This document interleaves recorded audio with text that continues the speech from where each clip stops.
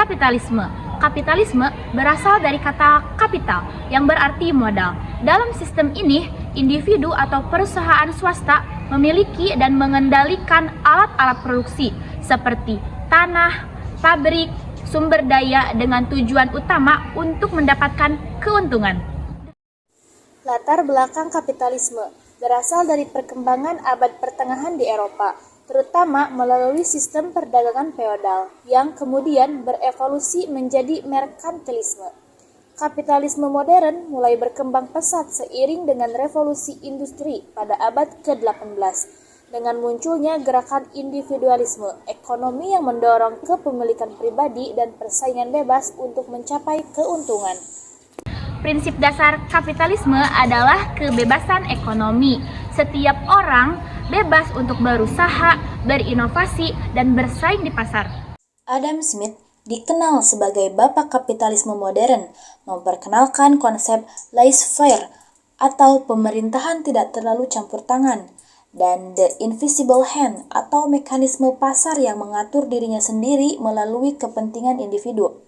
Dalam bukunya The Wealth of Nations tahun 1776, buku ini menjadi dasar dari sistem ekonomi pasar bebas.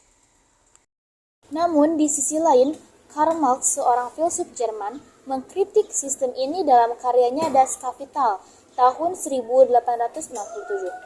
Marx berpendapat bahwa kapitalisme menciptakan kelas pekerja, proletar, yang dieksploitasi oleh kelas pemilik modal, yaitu borjuis. Di era modern, bentuk kapitalisme berkembang menjadi kapitalisme global, di mana perusahaan multinasional memiliki pengaruh besar terhadap ekonomi dan bahkan politik dunia. Contohnya, perusahaan teknologi raksasa seperti Apple, Amazon, dan Google memiliki nilai ekonomi yang melebihi produk domestik bruto banyak negara berkembang. Namun, kapitalisme juga terus beradaptasi. Kini muncul konsep-konsep seperti kapitalisme hijau atau kapitalisme sosial yang mencoba menggabungkan keuntungan ekonomi dengan tanggung jawab sosial dan lingkungan. Pada akhirnya, kapitalisme bukan hanya sistem ekonomi, tetapi juga cara pandang terhadap kebebasan, kompetisi, dan nilai kerja. Pertanyaannya, apakah sistem ini bisa terus bertahan tanpa menimbulkan ketimpangan sosial yang lebih dalam? Jawabannya bergantung bagaimana kita sebagai masyarakat harus menyeimbangkan antara keuntungan dan keadilan sosial. Kalau kita lihat di sekitar kita, pengaruh kapitalisme ada di mana-mana, mulai dari cara kita bekerja, berbelanja, hingga menggunakan media sosial. Semua terhubung dengan logika pasar dan keuntungan.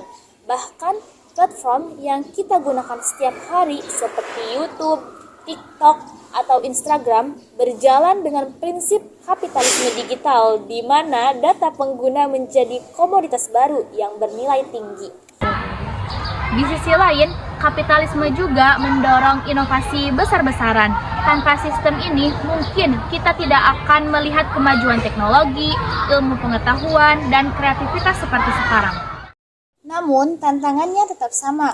Bagaimana memastikan bahwa kemajuan tersebut tidak hanya dinikmati oleh segelintir orang, serta bagaimana agar keuntungan ekonomi bisa berjalan seiring dengan kesejahteraan sosial dan kelestarian lingkungan. Beberapa negara mencoba menggabungkan semangat kapitalisme dengan nilai kesejahteraan sosial, seperti yang dilakukan di Skandinavia.